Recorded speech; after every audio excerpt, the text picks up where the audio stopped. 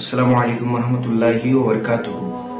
হযরত রাসূল পাক সাল্লাল্লাহু আলাইহি ওয়াসাল্লাম ইরশাদ করেছেন, ইন্না মিন আফজাল আইয়ামিকুম ইয়াউমুল জুমআহ ফীহি ওয়ালিদা আদম ওয়া ফীহি কুবিস ওয়া ফীহি নাফখা ওয়া ফীহি সাআবা ফাকসিরু আলাইয়া মিনাস সালাতি ফীহি ফা ইন্না সালাতাকুম মা'রুদাতুন আলাইয়া কাইফা তুরাদু ওয়া আনতা আলিমতা আল্লাহ হারামা আন তাকুলা জিসাদাল আমবিয়া ফানাবিয়ুল্লাহি হাইয়ুন ইউরযাকু।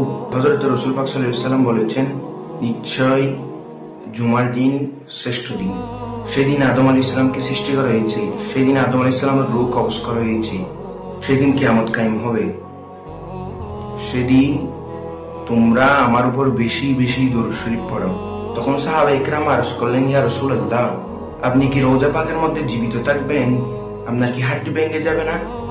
তখন আমার নবী বলতে লাগলেন সাহাবা ইকরামকে, না না না, ইন্নাল্লাহ হারামা, নিশ্চয় আল্লাহ তাআলা হারাম করে দিয়েছেন, মিনাল আরদে, জমিনকে, আজসাদাল আমবিয়া, নবীদের শরীর মুবারককে বক্ষণ করা, ফানাবিয়ুল্লাহি হাইয়ুন ইউরযাকু, অতঃপর সেখানে নবীদের পানাহার করা হয় এবং খাবার দেওয়া হয়। আসসালামু আলাইকুম ওয়া রাহমাতুল্লাহি ওয়া বারাকাতুহু।